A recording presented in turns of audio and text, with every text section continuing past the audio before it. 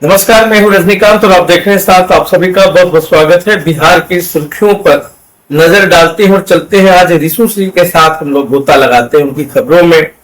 Tender mafia, tender king, ना जाने सुर्खियां क्या क्या बनती रही। और आज की सुर्खियां तो ये भी बन गई है कि रिशु श्री के करीबी 3 अफसर गिरफ्तार, संजीव हंस फरार। जबकि हेडिंग ये होना चाहिए था कि कई आईएएस अधिकारियों के करीबी रिशु श्री। अब रिशु श्री को किंगपिन बनाकर के ऐसा फ्रेम किया जा रहा है जैसे सारे आईएएस और जितने भी बड़े बड़े कॉन्ट्रैक्टर्स रहे हैं, इंजीनियर्स, सारे रिशु श्री के ही लोग थे। अब 3 लोग गिरफ्तार किए गए हैं। संजीव हंस पुराने आईएएस के पुराने चावल फरार है। मुमुक्षु को रिश्वत देकर रिशु श्री ने बनवाया था नगर आयुक्त। मतलब नगर आयुक्त बनवाने के लिए पैसा दिया गया। किसको दिया गया, सवाल ये है। अब मुमुक्षु के लिए रिश्वत किसको दिया गया, उसका गर्दन क्यों नहीं फंस रहा है? या क्या रिशु श्री इतना पावरफुल है कि ट्रांसफर पोस्टिंग एक कलम से हो गया? या जिसने लिया, जिसने किया, वो कहां है? सवाल ये है। दूसरा है, तारनी दास को 3.5% नगद कमीशन देकर बिल पास कराता था रिशु से। अब ये भी बहुत ज्यादा पच नहीं रहा है। अब रिशु श्री ने 3.5% का कमीशन दिया और भवन निर्माण विभाग के तत्कालीन मुख्य अभियंता तारनी दास जी, ट्रेजरी से पैसा पास हुआ होगा, कमीशन दिया गया होगा। अब 3.5 इनका फिक्स है।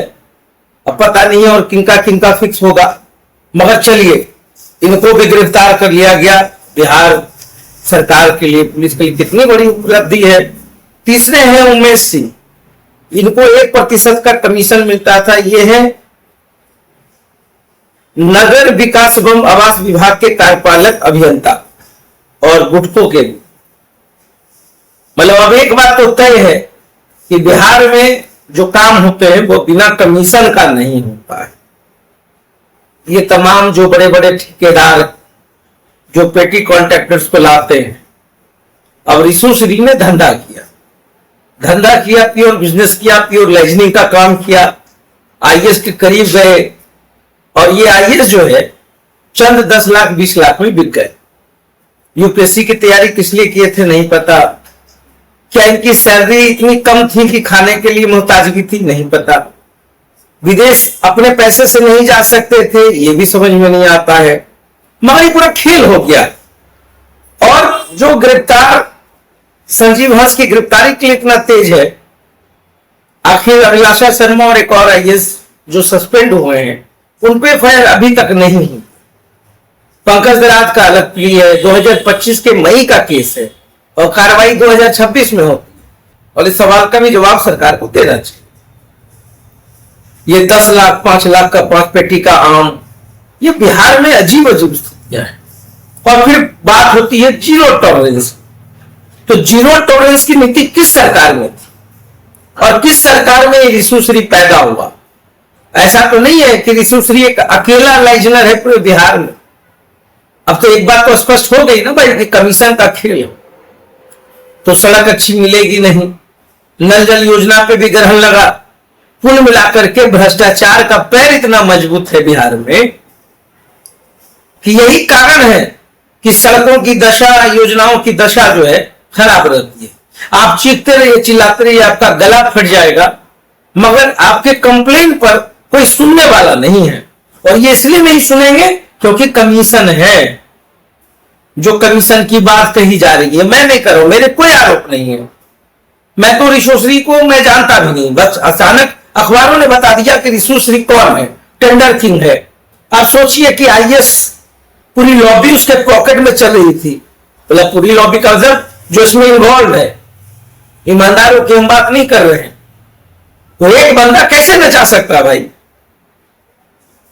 उसकी महत्वाकांक्षा वो टेंडर किंग बने चाहे जो बने। दर्जन आईएएस की बात कही जा रही थी। फिर मैं कहूंगा ये मैं नहीं कह रहा था, ये अखबारों से ही पता चला कि 12 आईएएस का नाम है। अब 12 आईएएस कौन कौन करीब है और रिशु श्री ने किसको किसको मुंह में पैसा ठूसा है ये भी नहीं पता। मगर शर्म की बात है कि पूरा डेवलपमेंट जो होना चाहिए बिहार का, ये गाड़ी कमाई एक आम पब्लिक की है। टैक्स आप हमसे लेते हैं और टैक्स इन लोगों के मतलब मनोरंजन में हो जाए और हम जो है टूटी सड़कों पर चले, आप एयर कंडीशन में घूमे, ये जो करप्शन है इसको ठीक करना था। बिहार में करप्शन हो जाए, मगर जीरो टॉलरेंस का जो तगमा लेकर के सरकारें घूमती हैं, आज सब कुछ देख करके बड़ी बेचैनी होती है कि आज रिशुश्री के नाम पर पूरा बिल फाड़ा जा रहा है।